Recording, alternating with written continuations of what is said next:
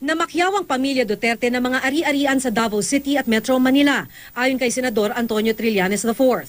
Ito ay sa kabila ng pahayag dati ni Duterte na simple lang ang buhay niya at wala siyang pera. Contrary dun sa pinapalabas nila na simple silang mga tao, simple silang pamilya, ang kanilang pamumuhay ay simple, hindi po. Marami silang ari-arian. Mahirap yan, hindi ka basta-basta namamakyaw ng mga property. Kung yung mga ordinaryong tao, kung may isa kang property yung tahanan mo, okay na dapat yon, sapat na yon. Kung may isa pa, o sige. Pero yung mga 10, kailangan ipaliwanag yan. Sa listahang eksklusibong ibinigay ni Senador Antonio Trillanes IV sa GMA News, may 41 ari-arian na pagmamay-ari ng pamilya Duterte. Sa listahan nakalagay ang transfer certificate of title number ng bawat property. Nakalagay dito na may 34 properties sa Davao City, isa sa San Juan, 2 sa Dipolog, isa sa Cagayan de Oro, isa sa Parañaque, isa sa Quezon City at isa sa Davao del Norte.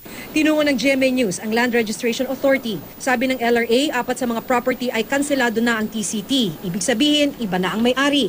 Ang mga nalalabing property, tama ang mga pangalang nakasaad sa listahan ni Trillanes. Si dating Davao City Mayor Sara ay may 15 ari-arian. 4 dito nakapangalan kasama ang asawang si Atty. Manes Escarpio. Si Vice Mayor Paulo naman may 10 ari-arian. 2 dito nakapangalan sa asawang si Lovely Sangcola Duterte at 2 naman sa isa pang asawa na si January. Muslim convert ang Vice Mayor. Si Sebastian naman may 8 ari-arian din. Si Veronica Abancenia Duterte naman na anak ni Duterte kay Hanilet, nakapangalan ang 2 pang ari-arian. May property naman na hindi malinaw kung ano ang kaugnayan kay Duterte. Ang property sa Dipolog nakapangalan sa mag-asawang Sebastian Descallar at Jesusima Duterte. At ang property sa Cagayan de Oro nakapangalan sa isang Gian Paulo D. Duterte. I believe merong mga perang hindi nakapangalan sa kanya, may mga properties na hindi nakapangalan sa kanya. So malalim-lalim ito. Meron silang mga tagong yaman din sa mga bank accounts. At malaki-laki. Kung susumahin siguro 100 milyon. Ayon kay Trillanes, nasa 2.4 billion pesos ang nadiskubre nilang mga joint account ni Duterte at anak na si Sara sa 3 bangko.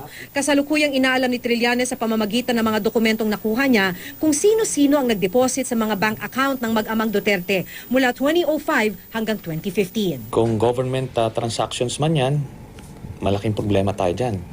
Corruption yan. Kung illegal activities naman yung pinanggagalingan yan, mas masahol yan. Kasi kung ikaw mamumuno ng bansa, and yet, ikaw mismo ay parte sa mga sindikato, mga illegal na activities, pagka naging presidente na siya, mahirap na yan.